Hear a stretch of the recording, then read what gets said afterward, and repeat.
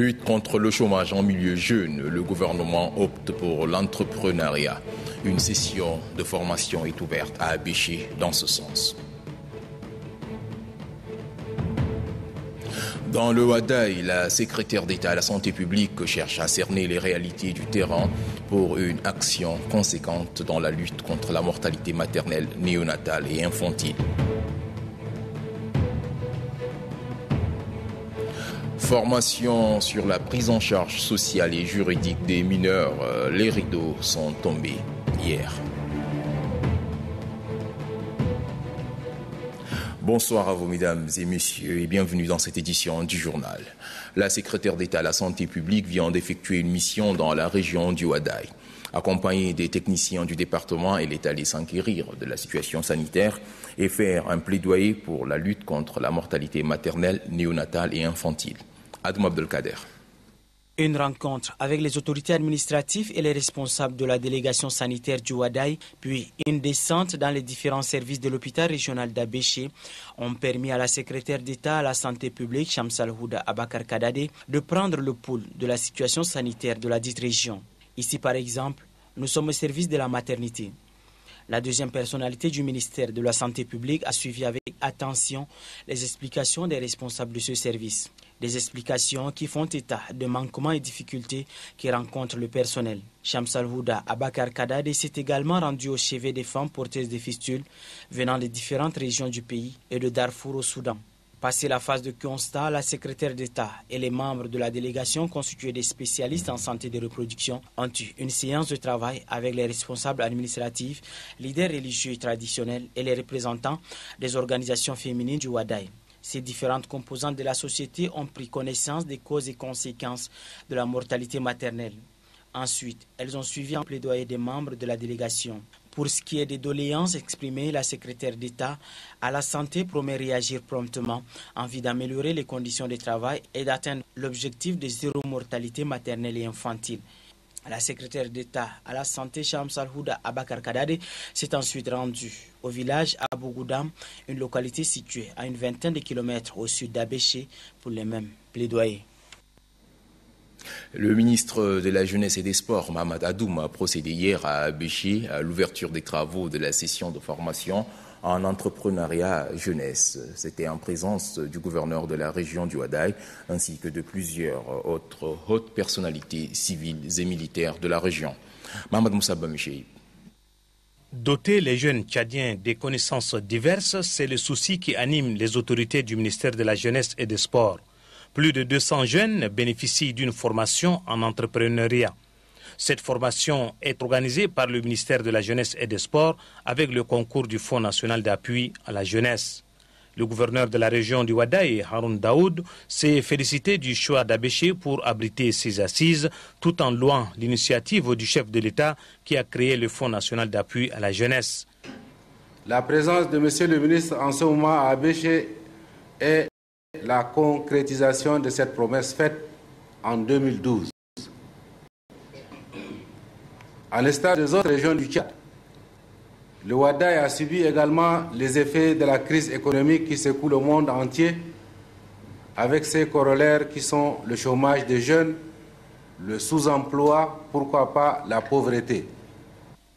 À l'ouverture des travaux, le ministre de la Jeunesse et des Sports, Mohamed Adoum, a rappelé que depuis sa création, en 2012, le Fonds national d'appui à la jeunesse finance les projets initiés par les jeunes. Le chef du département promet que les meilleurs projets élaborés après cette formation seront financés par le Fonds national d'appui à la jeunesse. Nous invitons donc tous les jeunes de la région du Wadaï, des deux sexes, retenus pour cette formation, à développer en eux l'esprit entrepreneurial en rapport avec les potentialités et les besoins ressentis dans le milieu. Que le développement économique et social du pays ne peut se faire que par le développement du secteur privé. Il est demandé aux jeunes en formation de développer l'esprit d'entrepreneuriat, seul gage de l'épanouissement de la jeunesse. À Gosbeida, dans le Darsila, le secrétaire général régional du mouvement patriotique du Salut a pris fonction. Le choix du nouveau secrétaire général n'a pas été aisé. Il a fallu 48 heures de consultation pour trouver un consensus. Sankilayo.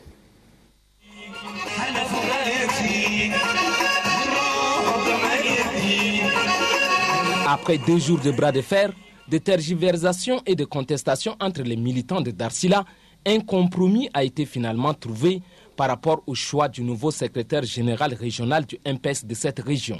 Il s'agit de Mahamadia Ahmad. Le choix de ce nouveau secrétaire général régional du MPS de Darsila est non seulement l'œuvre des militants de base, mais il a fallu également que le secrétaire général du mouvement patriotique du salut, Dr Beyon Malo Adrien, use de tout son poids et de son pouvoir. C'est ce qui amène les membres de la délégation des précurseurs de présenter des excuses au secrétaire général du mouvement patriotique du salut. Le secrétaire général du mouvement patriotique du salut, Dr Beyon Malo Adrien, a salué le haut degré de maturité et de responsabilité de ses camarades militants de Darsila. Je dis à chacun de vous bravo, bravo et encore bravo. Aux nouveaux membres du conseil régional du MPS de la région du Darsila, j'adresse au nom du camarade président fondateur et à mon nom propre mes très vives félicitations. Et les rassure que les remous pour ce que vous avez appelé incident n'est que le signe manifeste du militantisme engagé.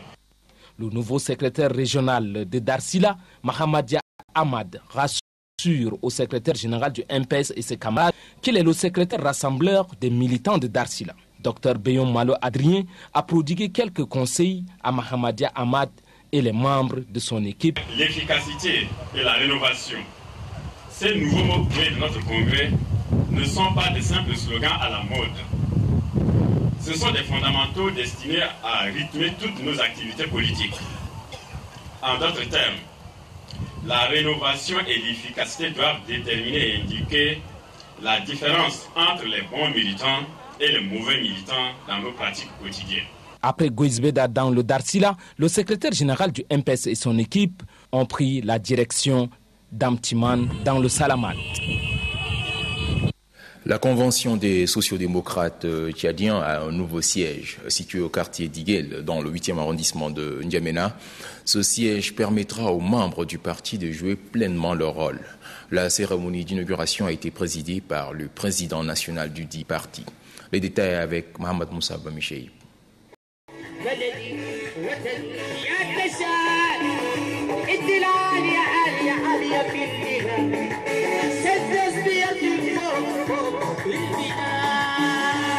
L'inauguration du nouveau siège de la Convention des sociodémocrates tchadiens CSDT a été accueillie avec grande joie par les militants. Ce cadre d'échange et de réflexion permettra aux responsables et membres du parti de bien coordonner leurs activités et de lever haut le flambeau de la CSDT. Selon le président du comité d'organisation, se doter d'un siège national est un plus pour le parti qui cherche à relever les défis. Il se félicite de la présence massive des militants venus de tous les horizons. À la faveur de l'inauguration du siège national, le président de la CSDT, Bodi Djimé Bichara, s'est dit comblé. Selon le président national, ce lieu de retrouvailles doit être bien conservé et entretenu, car c'est ici que sortent les grandes orientations du parti. Pour relever les défis, indique-t-il, il faut rester dans l'esprit de l'accord du 13 août 2007, qui selon lui est un bon accord. Militant, le dialogue, la CPDC l'a toujours recherché. Et c'est dans cette recherche que nous sommes parvenus à l'accord du 13 août 2007. La CPDC ne peut pas fuir le dialogue. La CPDC recherche le dialogue, quel qu'en soit le prix. Certains présidents et secrétaires généraux des partis politiques ont pris part à cette cérémonie inaugurale du siège de la CSDT. Fin hier soir de la formation basée sur la prise en charge sociale et juridique des mineurs.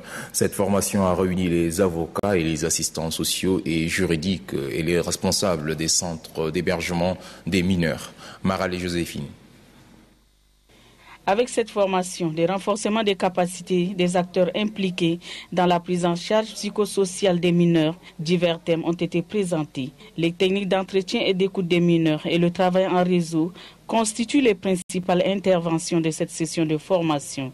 Aussi, pour permettre aux avocats, aux assistants sociaux et juridiques et aux responsables des centres d'hébergement pour mineurs d'atteindre l'objectif recherché, un exposé portant sur l'enquête sociale a été également fait. À l'issue des travaux, les participants ont demandé au gouvernement de doter les centres sociaux des moyens adéquats pour la prise en charge de cette composante de la société. Le chargé des affaires juridiques et judiciaires de la PLFT affirme que cette formation est un atout pour les participants. Munis des outils mis à votre disposition, vous pouvez désormais intervenir avec rigueur et professionnalisme dans votre domaine précis. Renforcer les capacités des acteurs de la chaîne de protection des mineurs en vue de les aider à améliorer leurs prestations dans le domaine de la prise en charge psychosociale des mineurs est une tâche parfois difficile mais exaltante et qui mérite d'être accomplie. Alain Richard s'est dit satisfait de l'adhésion du gouvernement au projet Amélioration de la prise en charge sociale et juridique des mineurs de N'Djamena. Hier soir, Faso Intelligentsia Tchad a démarré officiellement ses activités. Faso Intelligentsia est une association des anciens élèves et étudiants formés au Burkina Faso. Kadnouba Théophile. Renforcer davantage les liens d'amitié et de fraternité entre les Tchadiennes et Tchadiens ayant étudié au pays des hommes intègres, tout en œuvrant pour leur intégration socio-professionnelle et encadrer les potentiels candidats ayant l'ambition d'étudier au Burkina Faso. Tel est le but de cette association dénommée Faso Intelligentsia Tchad, en abrégé FIT. Ce cadre de retrouvailles des anciens élèves, étudiants et stagiaires tchadiens du Burkina Faso, qui a reçu son autorisation de fonctionnement le 11 mars dernier, vient de lancer officiellement ses activités ce samedi 19 avril 2013. Occasion pour les membres du bureau exécutif de situer à l'assistance les objectifs recherchés par le Faso Intelligentsia Tchad. Cultiver l'esprit d'équipe, la paix, l'intégrité, la culture d'excellence, de s'assister mutuellement, d'inciter les membres de l'association à entreprendre afin de participer à l'édifice du Tchad, de renforcer la cohésion sociale entre les peuples burkinabés et tchadiens. Cette initiative des jeunes ex-étudiants et stagiaires tchadiens du Faso est appréciée positivement par les anciens étudiants de l'ex-Haute-Volta qui ont exprimé leur volonté à intensifier la sensibilisation auprès des aînés, ce qui pourrait renforcer davantage la crédibilité de l'association auprès des partenaires techniques et financiers. Une mission de l'Ordre de Malte, conduite par son ambassadeur, séjourne dans le Moyen-Chari. Objectif, vérifier le fonctionnement des établissements sanitaires construits par l'Ordre de Malte à Biobé et Kouyaco, j'y arrive. Les détails avec Ganda Taouhamia. Présent au Tchad depuis plus de 25 ans, l'Ordre de Malte a matérialisé son existence par la construction de plusieurs infrastructures socio-sanitaires. Au nombre de ces infrastructures, les dispensaires de Walia et Amtoukoui en N'Djamena et plus récemment, 2 autres établissements de santé dans le Moyen-Chari. Comme tous les ans, l'ambassadeur de l'Ordre de Malte, accompagné de la chargée des missions géographiques et du responsable de contrôle médical, ont fait le déplacement du Moyen-Chari pour vérifier le fonctionnement des 2 établissements de santé situés à Biobé et à Kouyaco. L'équipe a tenu également à vérifier si la charte de qualité de soins dispensés est bien respectée. Accompagné par le gouverneur du Moyen-Chari, Ahmad Mohamed Karambal, les différents centres de santé ont été visités. L'Ordre de Malte veut s'appuyer et travaille avec la carte de la santé de la République. Nous nous insérons dans un programme de santé publique. Il va y avoir un nouvel hôpital à Biobé et nous sommes en train de voir de quelle façon nous allons nous répartir les tâches. Nous voulons poursuivre cette œuvre parce que les dispensaires sont au plus proche de la population et les plus proches des gens les plus déshérités, puisque pour avoir accès dans ces dispensaires, la somme est de 200 francs. L'État tchadien a entrepris assez d'efforts en matière de santé. L'ordre de Malte s'est dit disposé à accompagner le gouvernement dans le domaine de la santé en implantant selon ses moyens des établissements sanitaires dans toutes les régions du Tchad. Hors de nos frontières, Côte d'Ivoire, depuis plus de 12 ans, c'est la première fois que les Ivoiriens renouent avec les élections municipales et régionales. Ce double scrutin est boycotté par le FPI, le parti de l'ex-président Laurent Gbagbo. Et il faut aussi dire que la campagne électorale s'est déroulée dans un climat tendu. Reportage. Nous sommes à Yopougon, la plus grande commune du district d'Abidjan.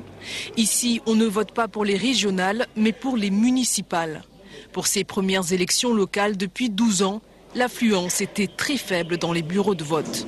Dans ce fief de l'ex-président Laurent Gbagbo, les violences post-électorales et l'insécurité hantent toujours les esprits. Ce qui s'est passé, en tout cas, c'est encore dans l'esprit des Ivoiriens.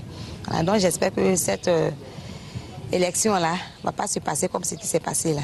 Voilà, donc le président va accepter sa défaite. Depuis 80, je suis à Yopougon. Tout ce qu'il y a eu cette année, ça fait 2 ans actuellement là, je ne veux plus que ça se répète encore. Mais moi, je veux que la paix soit toujours à Yopougon, donc je vote comme ça, à cause de mes enfants. Inquiètent également les autorités ivoiriennes. Le scrutin boycotté par le FPI, l'ex-parti au pouvoir, révèle les tensions politiques toujours vives 2 ans après l'élection d'Alassane Ouattara. Après avoir glissé son bulletin dans l'urne, le président ivoirien a appelé à un scrutin apaisé. C'est une élection particulièrement importante. Vous savez que la décentralisation a été voulue et donc elle doit être appliquée. Alors donc je souhaite que ces élections soient apaisées et que nos compatriotes puissent voter dans la paix. Preuve de cette tension ambiante, 30 000 policiers et gendarmes sont déployés dans tout le pays jusqu'à l'annonce des résultats attendus en milieu de semaine prochaine. Le monde en bref ce soir sera consacré à la Chine et à l'Irak. Commençons le tour de l'actualité par l'annonce faite par le secrétaire d'État américain. Les États-Unis sont prêts à apporter leur aide, une aide qu'il ne faut pas confondre avec les armes. Michel Lachkar, ITV. John Kerry a annoncé samedi à Istanbul le doublement de l'aide américaine à la rébellion syrienne, une aide essentiellement économique mais aussi de matériel militaire défensif. Il pourrait s'agir de véhicules, de gilets pare-balles et de lunettes de vision nocturne. Si elle monte en puissance, l'aide américaine est loin des exigences de la rébellion syrienne qui plaide depuis des mois pour la livraison d'armes lourdes, seule solution selon elle pour faire pencher la balance sur le terrain et accélérer la chute du régime de Bachar el-Assad.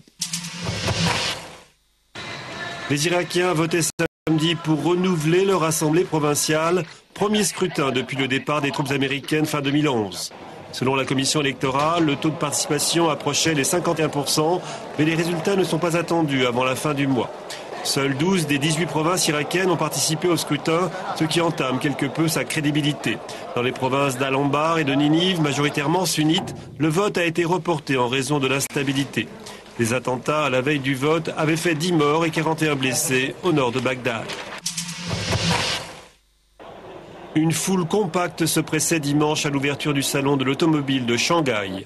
Avec 19 millions de véhicules immatriculés en 2012, le marché chinois est désormais le premier marché mondial, un marché prometteur devenu crucial pour les constructeurs internationaux, d'autant que le marché européen, lui, est en forte baisse. Les Chinois aiment les gros cylindrés et les 4x4, dont les ventes sont en forte hausse, à contre-courant des autorités qui aimeraient favoriser les véhicules propres pour dépolluer les villes chinoises, régulièrement asphyxiées par le gaz carbonique. 36 000 coureurs se sont présentés dimanche au départ du marathon de Londres, une course protégée par des mesures de sécurité renforcées, 6 jours après l'attentat qui a ensanglanté celui de Boston. Le coureur éthiopien Tsegaye Kebede a remporté l'épreuve, couvrant les quelques 42 km en 2 heures, 6 minutes et 3 secondes, devançant de 30 secondes le Kenyan Emmanuel Matai et son compatriote Ayele Absheru. Chez les dames, la Kenyane Priska Jeptou s'est imposée en 2 heures 20 minutes et 23 secondes devant sa compatriote Etna Kiplagat. Voilà, mesdames et messieurs, ici s'achève cette édition. Merci de l'avoir suivi et bonne suite de programme sur Télé Tchad.